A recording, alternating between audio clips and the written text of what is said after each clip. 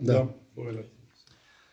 Ова е прва моја посета на Република Бугарија, значи практично во четвртата година од мојот мандат, прв пат доаѓам.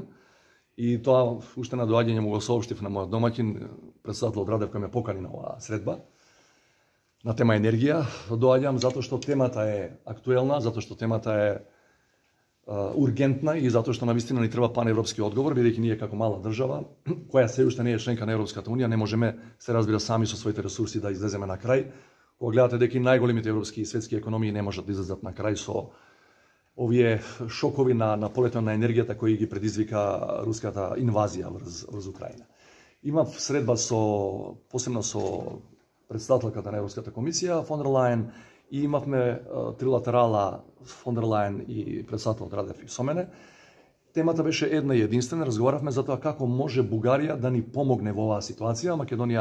Република Северна Македонија е најмногу зависна од енергија, најмногу ни треба електрична енергија во овој период, а Бугарија е една од многу ретките држави на целиот европски континент која има вишоци на струја, пред се затоа што имаат нуклеарка на бугарско-романската граница.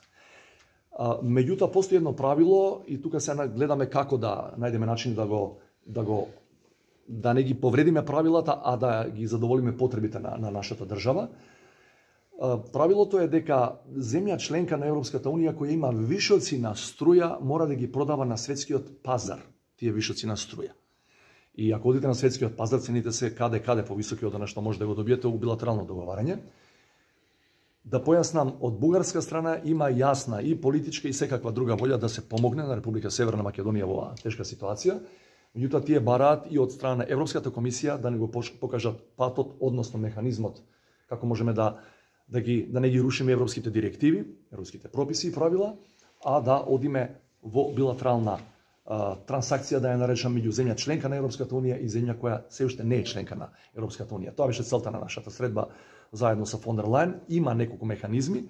Еден од тие кој е применуван и до сега, особено во време на ковид кризата, да се побараат од тие така наречени компензациони фондови на Европската унија, да се обештети државата која евентуално би морала по светски цени да ги набавува енергентите. Значи Европската унија има тие солидарни фондови преку кои им се помага на земјите кои се уште не се членки, како нешто слично како со вакцините кога беше, знаете, врвот на короната, а вакцинацијата на светско ниво беше току-што започната. Како ја оценувате средбата? Дали мислите дека има простор за договор и евентуален временски период? Знаете, секогаш кога зборуваме за временски периоди, ако зборуваме за опцијата за компензација од Европската унија, секој пат на памет ни доаѓаат долгите бирократски правила на Европската унија, која е гломазна организација со 27 земји членки. Првото и последното моје прашање до фон дер Лајен беше дали можеме во некој разумен временски рок, ако работните групи, кои да не заборавам, работат и денеска додека зборуваме меѓу двете држави, ако најдат решение во рамки на оваа варијанта, дали може тоа да биде во некој разумно време со компензацијата. Таа ми рече дека ако се запазат процедурите и апликацијата која е во ред, а тоа ќе го направиме со помош на нивни експерти исто така, бидејќи по прв пат би го правеле, дека тоа може да се заврши во рамки на неколку недели, не во рамки на неколку месеци. Сега околу билатералните македонско-политички односи, прв пат после 4 години доаѓате во Софија, како ви се чини и на таа трилатералка со фон дер Лајен, има ли појазности за нови турбуленции на македонскиот пат кон Брисел? Јас сум задоволен, тоа и вие го констатирате овде што известувате, бугарите утре имаат парламентарни избори, дека темата Македонија конечно не е меѓу приоритетните. За жал тоа не беше така изминативите 2 години, имало или немало избори. Особено некои политички субјекти и некои политичари прилично ја користеа за добивање на политички поени. Оно што јас можам да го забележам изминативе неколку месеци е прилично смирена реториката која доаѓа од Софија кон Скопје во оваа смисла. Моите неколку разговори, додуша да ги наречам не директно или чисто политички теми со председателот Радев, го покажуваат истиот тој впечаток го имам. И тоа конечно има го соопштив на председателот Радев. Јас мислам дека тоа беше во првите неколку минути од разговорот кој најверојатно и медиумите кои беа присутни тука, тоа го снимија. Му рекол председателе, да ме викавте во Софија да дојдам, за да разговарам за цар Самуил, немаше да дојдам никогаш. Бидејќи ме викате за една ваква тема која е тема на 21 век, а не на 10, 15 или 19 век, Доаѓам и ќе доаѓам секогаш. 24/7 сум на располагање и јас и владата за да разговараме за теми заради кои не избрале граѓаните. И вас, и мене, и сите нас. Така што сакам да се вратиме на она што беше пред 2 години минимум, таа чиста европска агенда и критериуми за влез во Европската унија. Не сакам да разговараме за историја или историјата да доминира што треба да правиме ние што сме бирани во 2019, 20, 21, 22 година.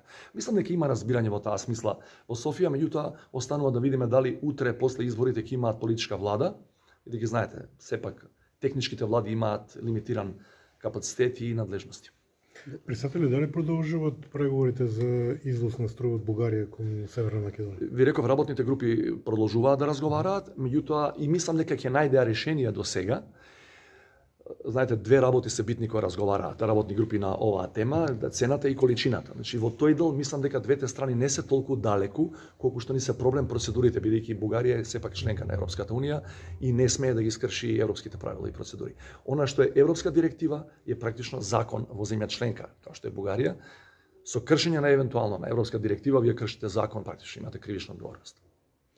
И последно питање ме тоа политичко питање, кажете какав е вашиот коментар за отцепувањето на 4 украински региона од Русија кои Нема никаква дилема. Значи нашите надлежни органи и владата и Министерството за надворешни работи тоа го соопшти уште првиот ден, станува збор за илегален чин кој не е втемелен во ниту едно правило на меѓународното право, во ниту едно.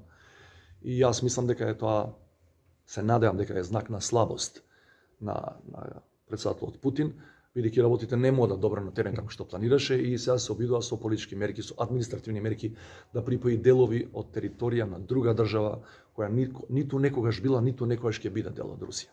И тоа гледате дека практично никој во светот не го признава. Од почетокот 141 земја ја осудија руската инвазија врз Украина во Обединетите нации и до денеска, значи практично 2/3, тоа мнозинство обстојува, 2/3 скоро од земјите членки на најголемата светска организација ги имаат тие ставови дека станува збор за флагрантно прекршување на сите принципи на меѓународното право и на меѓународниот поредок онаков каков што беше познат по завршување на Втората светска војна. Фала. Благодарам.